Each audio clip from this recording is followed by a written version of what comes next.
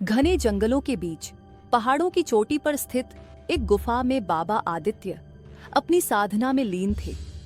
वे एक सिद्ध योगी थे जिनकी शक्तियां इतनी अद्भुत थीं कि उनके शिष्यों ने उन्हें दिव्य पुरुष मान लिया था। उनके पास सत्य को पहचानने की शक्ति थी और वे हर समस्या का समाधान अपनी सिद्धियों से कर सकते थे। एक दिन उनके प्रमुख शिष्य अर्जुन हाँफते हुए गुफा में आया। उसकी आंखों में चिंता और घबराहट साफ झलक रही थी। गुरुजी, अर्जुन ने कहा, ठाकुर साहब के बेटे नीरज की हालत बहुत खराब है। पूरे गांव में बात फैल गई है कि उस पर किसी बुरी आत्मा का साया है। कृपया आप चलकर देखिए। बाबा ने अपनी आंखें खोली और कहा, यदि मेरे जाने से उसका कष्ट दूर हो सकता है तो मैं अवश्य जाऊंगा। बाबा अपने शिष्यों के साथ ठाकुर के घर पहुंचे। घर का वातावरण बेहद भारी और अजीब था। चारों ओर सन्नाटा पसरा था, जैसे कुछ अशुभ होने वाला हो। नीरज की मां दौड़ती हुई बाबा के पास आई और रोते हुए बोली, बाबा, मेरे बेटे को बचा लीजिए। वह न तो खा रहा है न बोल रहा है। उसकी सांसें भी कमजोर पड़ रही हैं। डॉक्टरों ने भी जवाब दे दिया है। बाबा ने नीरज को देखा। उसकी हालत देखकर उनका मन विचलित हो गया। उन्होंने नीरज के माथे पर हाथ रखा और आंखें बंद कर ली। कुछ देर मंत्र पढ़ने के बाद उनकी आंखें चमक उठीं। बाबा ने गहरी आवाज में कहा, यह प्राकृतिक बीमारी नहीं है। यहाँ मृत्यु मंत्र का प्रयोग हुआ है। किसी ने अपनी शक्ति का दुरुपयोग किया है। नीरज की यह हालत किसी स्त्री के प्रति किए गए अन्याय का परिणाम है। यह सुनकर नीरज के माता पिता घबरा गए।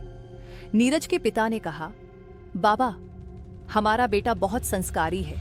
उसने कभी किसी के साथ अन्याय नहीं किया। अगर आप कह रहे हैं तो जरूर कोई गहरी साजिश होगी। बाबा ने अपने शिष्य अर्जुन को गांव भेजा ताकि वह ठाकुर और उनके परिवार के बारे में जानकारी इकट्ठा करे। अर्जुन ने गांव वालों से बात की।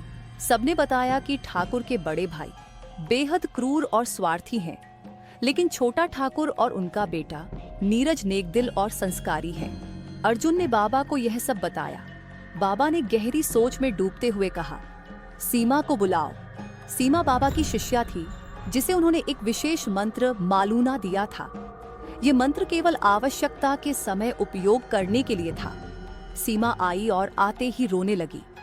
बाबा ने गंभीर स्वर में पूछा, सीमा, सच सच बताओ, तुमने मालूमा मंत्र का उपयोग किस पर और क्यों किया?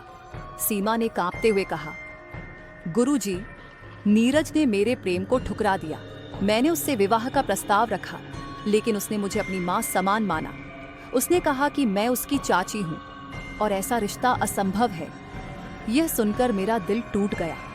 सीमा ने रुंधे गले से आगे कहा, मैंने उससे बदला लेने के लिए मालूमा मंत्र का उपयोग किया। मैंने चाहा कि वह मर जाए ताकि वह किसी और का न हो सके।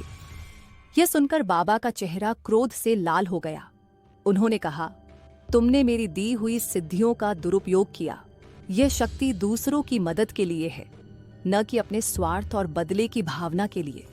तुमने न केवल मेरी शिक्षाओं का अपमान किया है, बल्कि एक निर्दोष को मौत के कगार पर पहुंचा दिया है। सीमा ने कहा, बाबा, मैंने जो किया वह अपने दिल के दर्द में किया। मुझे माफ कर दीजिए। बाबा ने कड़े स्वर में कहा, अब तुम्हें अपनी करनी का फल भुगतना होगा। मालूमा एक शक्ति है, लेकिन उसका अपमान करने वालों को वह नहीं छोड़ती। उस रात सीमा अपने कमरे में सो रही थी। अचानक कमरे में ठंडी हवाएं चलने लगी। उसने आंखें खोलीं तो देखा कि एक भयानक छाया उसके सामने खड़ी थी। वह छाया मालूमा की थी। 6 फीट लंबी लाल आंखें और तीखे दांत। मालूमा ने सीमा से कहा, तूने मेरी शक्तियों का दुरुपयोग किया। अब तुझे इसका परिणाम भुगतना होगा। सीमा डर के मारे चिल्लाने लगी। मालूमा ने उसे दीवारों पर पटक दिया। सीमा छत पर भागी, लेकिन वहां भी मालूमा खड़ी थी।